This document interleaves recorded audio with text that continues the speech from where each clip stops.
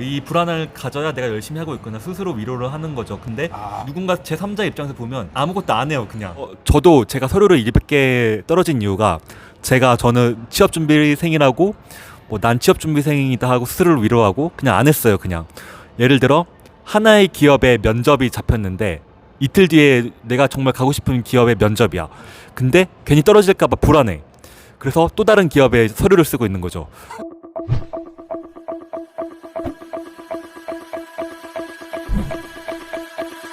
자, 안녕하세요. 취준의 관점 전환 메이커 면접중당입니다. 자, 오늘 여러분들을 위해서 굉장한 현직자 한 분을 모셨습니다. 취준생은 모르고 현직자들만 아는 세 가지 비밀에 대해서 허심탄회하게 말씀을 해주실 건데요. 네, 안녕하세요. 저는 발효육 그리고 유통기업에 다니고 있는 30살 레츠비로 하겠습니다. 취업 준비를 2018년 8월부터 해가지고 2021년 3월에 이 기업에 합격을 했고 그 사이에 인턴을 3개 했고 서류를 200개 넘게 작성했고 면접은 그래도 30분 넘게 봤던 것 같고 그래도 최종 합격을 동시에 2개 했는데 어디 갈지를 고민하다가 여기를 선택했고 가끔씩 생각나요. 그쪽으로 왜 안 갔는지. 레츠비님 대단하신데요. 어마어마하세요. 저랑 같이 이제 인연이 되었던 분이고 서류가 200개가 넘었고 면접에 30개요. 최종의 2개 중에 지금 하나로 선택했는데 굉장히 유명한 회사에 다니셨던 분이에요. 저희가 현직자 인터뷰상 이제는 신분의 노출에 위험이 있기 때문에 여러분들한테 생생한 정보를 전달하기 위해서 어떻게 해야 된다? 퇴사를 뭐든지 가정한다. 퇴사한 분일 수도 있고 퇴사하지 않은 분일 수도 있어요. 그거를 추측할 필요는 없습니다. 취준생은 몰라. 근데 현직자는 알아. 그게 뭘까? 얘기를 들어보시고 궁금한 게 있으면 댓글 한번 남겨주세요. 자, 그럼 그 세 가지가 본인이 느끼기 어떤 게 있었는지 한번. 첫 번째는 취업준비생 중에 제가 말씀드리고 싶은 거는 합격한 사람들은 계속 합격하고 떨어진 사람들은 계속 떨어진다. 그걸 다르게 말하면 취업 준비를 하는 사람은 하고 취업 준비생 중에 안 하는 사람은 계속 안 해요. 지금 이 유튜브를 보고 있는 사람도 취업 준비를 안 하고 이 유튜브를 보고 있는 걸 수도 있어요. 그러니까 블로그를 운영하는데 그 블로그에 저만의 취업 준비 일기를 썼었어요. 근데 거기서 이제 그 회사를 들어간 과정이나 그 회사에서 뭘 한다 이런 현직자의 티를 조금 냈는데 댓글에 조금 많이 달리더라고요. 현직자 인터뷰를 하고 싶다. 그래서 어떤 기업인지 알고 싶다. 그리고 두 번째는 댓글에서 여러 가지 질문을 해서 스펙이 어떻게 되냐 이런 질문을 해주셨는데 그 다양한 분들을 만나고 이야기를 나눠주는 과정에서 쓸데없는 고민들이 너무 많은 것 같아요. 자소서를 다양한 기업들에 지원을 하고 자소서를 쓰는 과정이 되게 어렵고 힘들겠지만 그 시간을 온전히 다 몰입을 하지 않는다는 게 느껴졌어요. 물론 취업준비생이 토익을 준비하고 커마를 준비하고 다양한 기업들에 대한 자격증을 준비하겠지만 현직자가 돼 보니까 그런 것들이 다 조금은 크게 의미를 두지 마라. 지원을 해서 면접에서 그 자신만의 스토리를 이야기하는 게 가장 중요하다. 그걸 말씀드리고 싶네요. 그러니까 지금 취준생인 척하는 사람도 되게 많다는 거잖아요. 한마디로. 그리고 고민이 아닌 걸 고민화하는 사람들이 많고. 그냥 그렇게 해야 스스로가 내가 열심히 하고 있구나 스스로가 위안을 하고 그렇게 느끼니까 내가 열심히 이렇게 이 고민을 가져야 이 불안을 가져야 내가 열심히 하고 있구나 스스로 위로를 하는 거죠. 근데 결국은 누군가 제3자 입장에서 보면 아무것도 안 해요. 그냥. 그치, 아무것도 안 하는데 그냥 나 불안한 거야. 예를 들어서 불안한 거야. 그냥 불안하고 행동을 안 해. 액션을 안 한다는 액션을 거. 안 이건 해. 진짜 여러분들이 제가 봐도 진짜 맞는 얘기예요. 그래서 취준생은 모르지만 현직자는 아는 거. 현직자의 눈에 되니까 보이는 거지. 네. 그렇죠. 저도 제가 서류를 200개 떨어진 이유가 저는 취업준비생이라고 난 취업준비생이다 하고 스스로를 위로하고 그냥 안 했어요. 그냥 예를 들어 하나의 기업에 면접이 잡혔는데 이틀 뒤에 내가 정말 가고 싶은 기업의 면접이야. 근데 괜히 떨어질까봐 불안해. 그래서 또 다른 기업에 서류를 쓰고 있는 거죠. 야, 최악이다. 너 그랬어? 그랬어요. 아니, 그렇게 내가 뭐라고 했는데 그랬어? 괜히 불안하니까 이 기업에 떨어지면 어떡하지? 또 다른 방편으로 다른 데 기업에 서류를 쓰고 있자. 그리고 스스로 위로를 하는 거죠. 정말 가고 싶은 기업의 면접을 정말 온전히 준비를 해야 되고 파고 들어야 되는데 불안하니까. 근데 만약에 내가 다른 기업을 준비하고 불안해. 그럼 내가 가고 싶은 기업에 떨어져도 난 그래도 떨어졌으니까 다른 데 준비하지 스스로를 위안하는 거죠. 근데 그랬으면 안 됐던 거죠. 그런 부분에 대해서 분명히 있을 거예요. 분명히 있어. 안 돼요. 그렇게 하면. 잘났다는 거를 드러내도 면접관들이 막 엄청 좋아하진 않았던 것 같아. 나 막 역량 드러내고 싶. 야, 나 뭐 경험 셌어 막 그런 거 했는데 면접관들은 뭐야? 예를 들어서.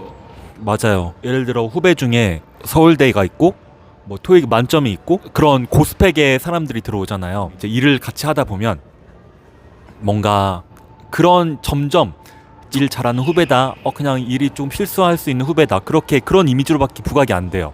결국은 똑같은 월급쟁이가 되어버리는 거고 결국은 거기서 함께 뭐 팀워크를 이루어야 할 후배인데 뭐 4기수 5기수 뭐 후배들이 들어왔는데 뭐 그게 크게 부각은 안 되더라고요. 그냥 예를 들어 내가 뭐 대회 활동을 했고 홍보대사를 했고 뭐 외국어 점수 역량을 쌓기에 토익 990점을 만들었다.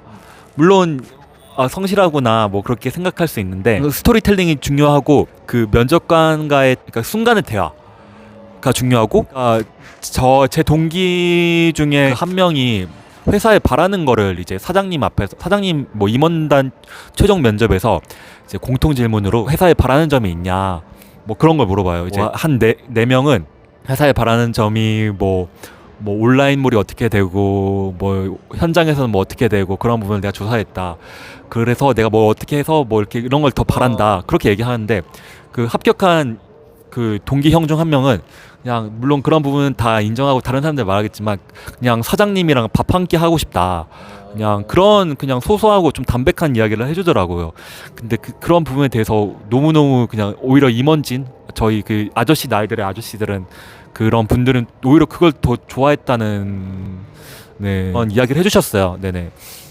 취준생의 관점에서 그 시점에서는 뭐 스펙이랑 대외 활동 그걸 내가 막 드러내고 싶지만 사실 현직자나 면접관이 보기에는 그냥 아무리 스펙이 뛰어나더라도 같이 일하는 사람의 그냥 직원일 뿐이고 나만의 스토리텔링이 되지 않는 상태에서 그게 안 되기 때문에 그런 것들 좀 준비했으면 좋겠다. 그거죠? 네. 맞죠? 맞아요. 그 물론 인국공이나 뭐 공기업의 최고 기업인 인천국제공항사나 그런 부분에 대해서 확실히 스펙을 준비해야겠죠. 뭐 토익 만점이나 뭐 커말 1급 뭐 거기에 따른 여러 가지 거기에 공기업에 맞는 스펙들은 당연히 준비해야죠. 보시는 분들은 인국공만 준비하는 게 아니잖아요. 정말 다양한 기업들이 있어요. 뭐 금융권이 있고 여행, 항공사, 통신사, 삼성전자 뭐 이런 반도체 다양한 기업들이 있는데 커피숍을 하다가 망했어요. 그래서 그걸 스토리텔링으로 해서 붙은 사람도 있고 또 다른 한 명은 아무런 스토리텔링이 없는데 이 회사에 들어오기 전에 뭐 이 회사를 다양한 곳을 방문해 가지고 현직자들의 이야기를 많이 들어서 그걸 스토리텔링으로 한 사람도 있었고 다양하게 그 사람들의 이야기를 잘 풀었던 것 같아요. 또 장사를 하다 온 사람도 있고 다른 회사를 뭐 신문사를 다녀오다 온 사람도 있었고 되게 다양했던 것 같아요. 나이도 다양해요. 남자는 이제 동기가 50명 중에 40명이 남자인데 했을 때 당시 남자 막내가 26살이었고 가장 큰 나이가 큰 동기 형이 33이었어요. 여자는 25부터 31살. 네네. 취준생은 모르고 현직자가 되면 알게 되는 거는 뭐 사실 다 다를 수가 있는데 크게 보면 지금 느끼신 건 이 세 가지라는 거잖아요. 그러니까 결국 뭐가 막 정답이 있고 없고가 그게 아니라 취준생한테는 이 취업에 관련된 거 레츠빈도 그때 그랬잖아요. 막 취준 막 스펙 그 다음에 아까 얘기했죠 불안감 내 스스로 계속 이렇게 쌓여 갈 수밖에 없는 그 환경을 내가 만드는 거지.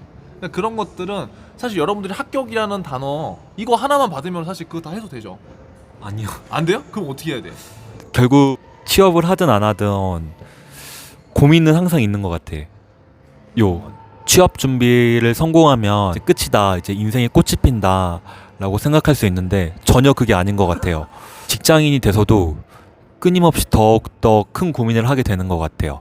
물론 보편적으로 생각할 때 그 다음에 뭐 결혼이나 뭐 집을 어떻게 대출해서 받을 건지 뭐 부업은 뭐를 할 건지 뭐 그런 것들이 생기는데 뭔가 갑자기 드는 생각은 뭐 취업 준비생 그리고 직장인 이런 워딩으로 뭔가 사람을 이분법적으로 구분한다는 게 조금 웃기기도 한 것 같아요. 결국 똑같은 고민의 연장선인데 그냥 하나의 중학생이 고등학생 단계가 되는 것처럼 취업준비생이 뭐 직장인 되는 그런 단계가 그런 것처럼 비슷한 것 같은데 조금 우리나라의 이런 시선들이 막 이렇게 다들 이분법적으로 카테고리로 이렇게 사람의 범주를 넣다 보니까 취업준비생들이 어떻게 하면 계속 잘 직장을 들어갈까 고민을 했던 것 같은데 저도 생각해보면 여러 분들만큼의 그런 고민을 지금도 가지고 있는 것 같아요. 또 말씀하신 게 결국 우리가 취준생일 때는 취업만 하면은 야씨 막 끝이야 뭐 이렇게 생각할 수 있지만 아니라는 거죠. 지금 현직자가 됐는데 끊임없이 저한테도 고민을 토로하고 항상 계속 고민하는 거예요. 그러니까 이 고민이 나쁜 게 아니라는 거죠. 누구나가 고민을 하게 되는 거고 여러분들은 여러분들 위치에서 또 현직자들은 현직자들 위치에서 또 은퇴를 하시는 분은 또 은퇴하는 고민이 분명히 있을 거라고. 근데 가장 위험한 거는 그냥 정체돼 있는 게 가장 위험하다. 왜? 고민을 계속하고 뭔가 작은 실행을 하는 사람들은 끊임없이 그 고민을 풀기 위해서 스스로 분명히 노력을 할 거예요. 이 레스비님도 엄청나게 지금 노력하고 있거든요, 여러분. 그래서 여러분들도 오늘 이 영상을 보시고 레스비님한테 궁금한 게 만약에 있으시다고 한다면 댓글을 남겨주세요. 오늘 시간 내주신 레스비님과 함께 한번 얘기를 나눠봤고요. 다음 영상에서 뵙도록 하겠습니다. 감사합니다. 너 왜 이렇게 어색해?